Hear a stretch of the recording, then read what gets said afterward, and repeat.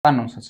აი აქ ალბათ ქართული ოცნების მომხრე ან ქართული ოცნების წარმომადგენელი რო გვისმენდეს დასვა და კითხვას. თუ ამერიკულ სახელმწიფოს აქვს უფლება თავისი უსაფრთხოებიდან გამომდინარე, ქვეყანა დაიცვა საგარეო საფრთხეებისგან.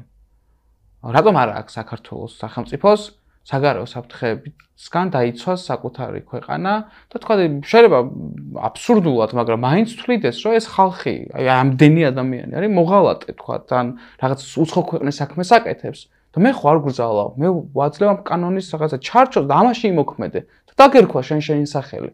რა არის ამაში პრობლემა? ხო, ან პირველი ალბათ მთავარი არის ზუსტად აი ეს მიდგომა, როცა შენ ძალაუფლებაში ხარ და თან ყველაფერს აკონტროლებ და გაქვს ეს სურვილი და мотиваცია, რომ შენი საზოგადოება ორად დაყო და თან ყვებო ამ პროპაგანდით, რომ რაღაცა ნაწილი საზოგადოების არის მოღალატე და მტერი, მხოლოდ და მხოლოდ იმიტომ, რომ შენს პოლიტიკურ მიზნებს ასე ჭირდება, ან შენს რაღაცნაირად პოლიტიკურ დღის წესრიგს ეს ხალხი არ ემთხვევა, ხო და არ იზიარებს.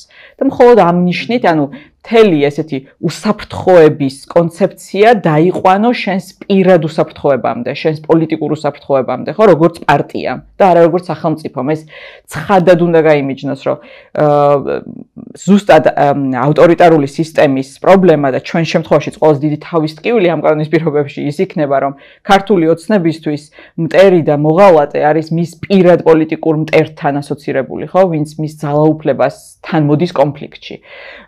და სამიზნეც სწორედ ეს არის. მეორეს მხრივ, არავინ არ უარყოფს იმას, რომ სახელმწიფო უსაფრთხოებას სჭირდება ინსტრუმენტები და მექანიზმები, რომელიც დღეს არსებობს.